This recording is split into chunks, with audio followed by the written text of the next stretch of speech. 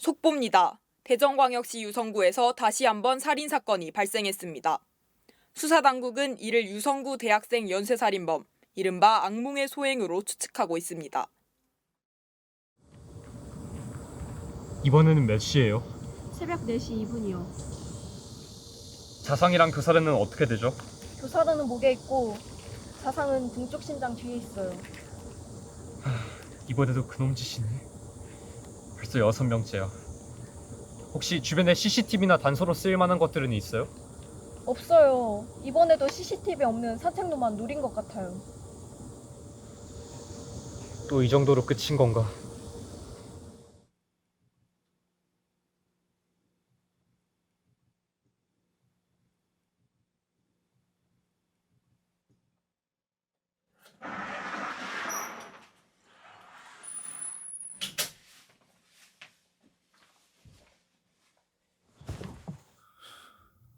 누구냐, 넌?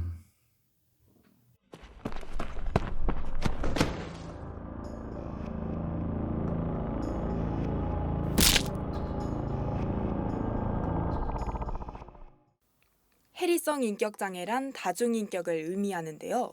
대표적으로 지킬과 하이드 박사가 있죠. 심한 경우에는 한쪽을 기억하지 못하는 경우도 생긴다고 합니다.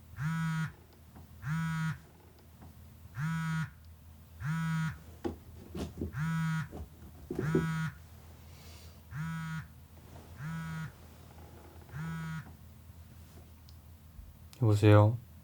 이 탐정님, DCC로 빨리 와요. 또 그놈인 것 같아요. 확인 좀 도와주세요.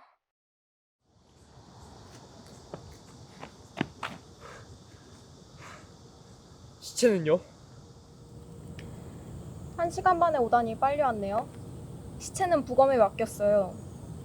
이번에는 목에 교사른이 남아있고 자상은 가슴 쪽에 2개 이렇게 남아있어요. 또 그놈 짓이겠네. 사망 추정 시각도 3시 42분이에요. 사람이 가장 깊은 잠에 들 시각. 뭐라고요? 사람이 가장 깊은 잠에 드는 시각에 활동을 하는 거잖아요. 그러면 낮에는 일이 많지 않은, 그리고 밤에도 일이 많지 않은 프리랜서 혹은 학생이 범인 아닐까요? 본조해요. 본조해준다고 하면 지금까지 피해자 신상 정보, 경찰 쪽에서 모은 자료, 용의자 정보까지 다 공유해 줄게요. 알았어요. 여기요. 제가 여태까지 모아오고 정리해둔 추리 노트입니다.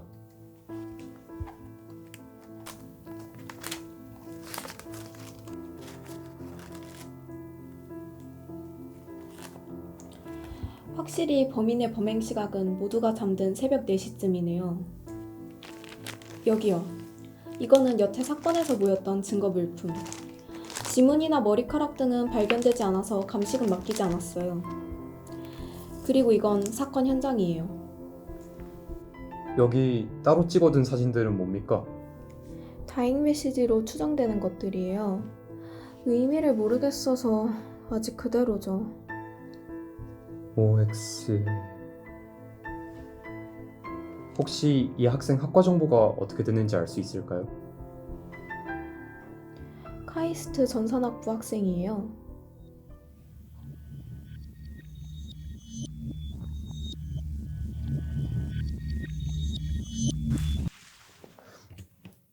범인 키 같은데요? 글씨가 흐리긴 한데 아마 173일 겁니다. 아니면 160? 무슨 소리예요? 전산학부니까 16진법을 사용했을 가능성이 충분해요. 그리고 메시지를 보면 0xAD 내지는 0xA0인데 이를 변환하면 173, 160이 되죠. 이제 저희가 할 일은 하는 것 같네요. 뭔데요? 용의자 찾기. 용의자 찾기? CCTV 자료나 목격자도 없는 미제 사건을 상대로 어떻게요? 전에 말했듯 범인은 프리랜서 혹은 학생일 가능성이 높아요. 그리고 저희가 있는 이곳은 대학가 근처죠. CCTV 녹화본을 다 받아낼 수 있다면 새벽 2시에서 6시까지 거동 수장자들을 알아낼 수 있어요. 그리고 교사른이 존재한다는 점은 완력이 상당해야 한다는 것을 의미해요. 특히 저번처럼 얇은 줄일수록 더 어렵죠. 그렇다면 건장한 성인 남성이거나. 여성이라면 저처럼 힘이 필요한 직업에? 그렇죠. 영장 발부. 제가 한번 밑선에 보고를 넣어볼게요. 윤재 씨는 그동안 조사할 만한 장소들을 취합해줘요.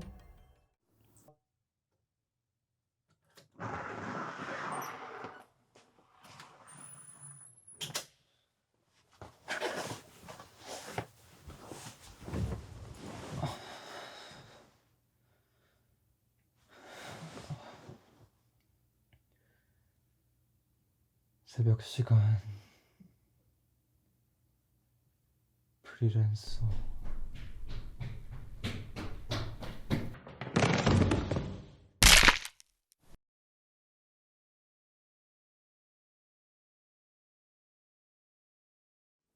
해리성 인격장애 중에는 잠의 등과 동시에 발현되는 경우도 있습니다. 주로 몽유병 환자들에게서 발병되며 운전과 같은 고도의 작업도 가능하다고 합니다.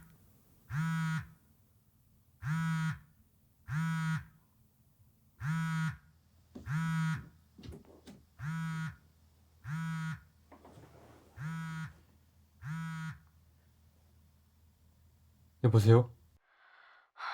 또 그놈인 것 같아요. 충남대 서측으로 빨리 와줘요.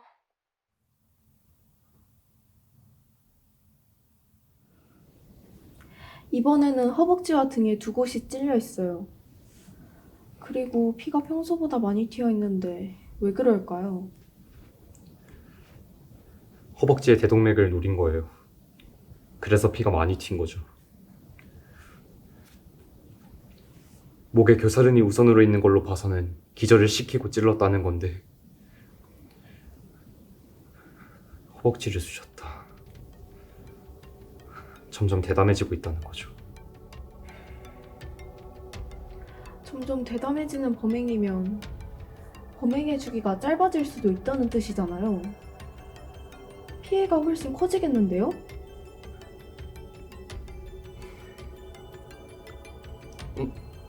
캔버스? 무슨 말이에요? CANVASS 캔버스라고 써있는 것 같은데요. 캔버스면 화가일 수도 있겠네요. 피해자가 직업을 알 리가 없죠. 아, 그렇네요. 그럼 무슨 의미일까요? 아, 뒤에 보면 SLNOC라고 써있는 줄 알았어요. 근데 이걸 잘 붙여보면 이렇게 슈가 나오게 되는 거죠. 캔버스화? 교사른에 피가 없는 걸 보면 기절한 후 찔렸을 거예요.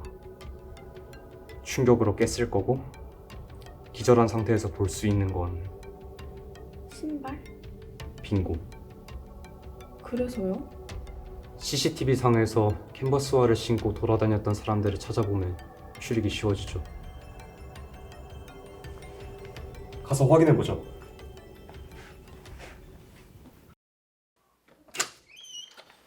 오, 사무실이 좀 바뀌었네요. 수사본부로 옮겼어요.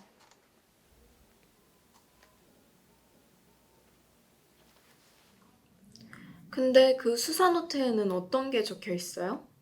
시체들의 사망시 사진, 사건 발생일, 사망 추정 시각, 사건 발생 장소, 그리고 살해 방법들을 적어뒀어요.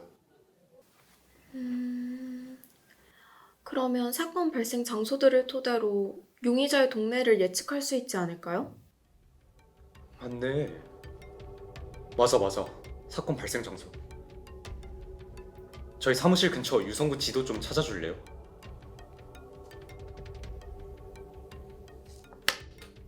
근데 왜 사무실 근처예요? 생각해보면 저희가 매번 사건 현장을 갈 때마다 1시간 정도씩 걸렸잖아요. 그러면 사건 발생 장소들을 점으로 이어보면 이렇게 사무실을 중심으로 원처럼 그려지게 되는 거죠. 우리 동네면 용의자 리스트에서 다시 추릴 수 있겠네요. 그렇다면 일요일 중에 있어.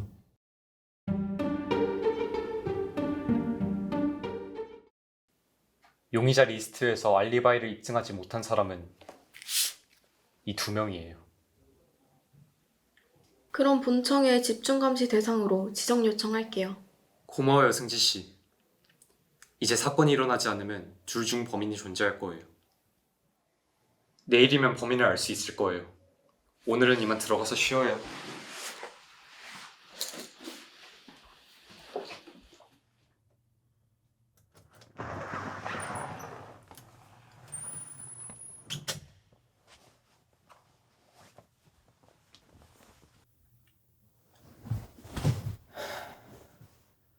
내일이면 범인을 알 수 있어.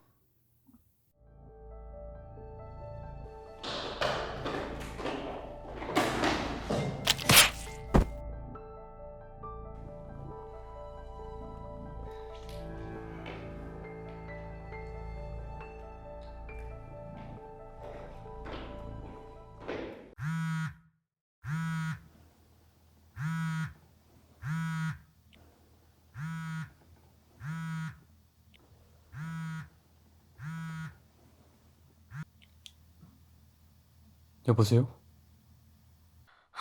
또 그놈이에요. 자세한 건 오면 설명드릴게요. 정부청사역 2번 출구 계단 쪽으로 와요.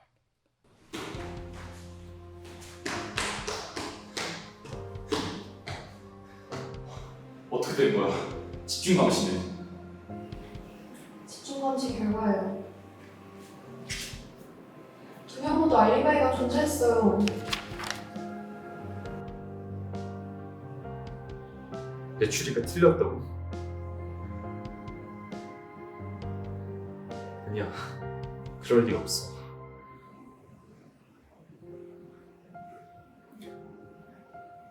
CCTV. 정부 청사니까 CCTV가 있을 거야.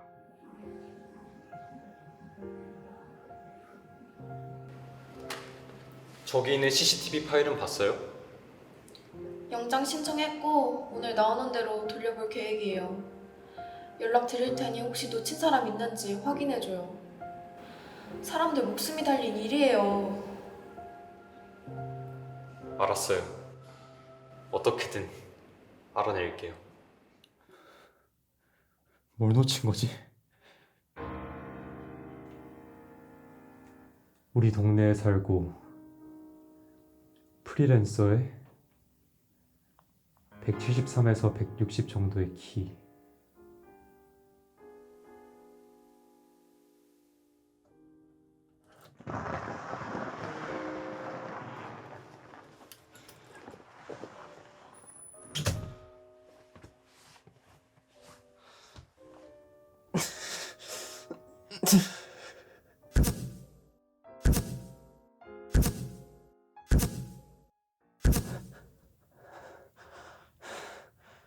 아니야. CCTV를 기다려보자.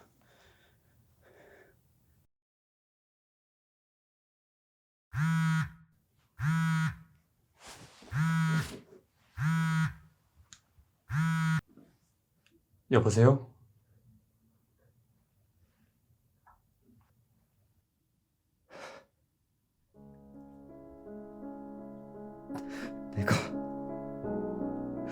내가 죽였었네?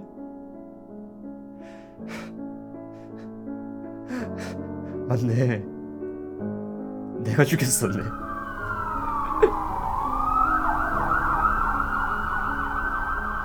대전광역시 유성구 대학생 연쇄살인범 이른바 악몽이 잡혔습니다.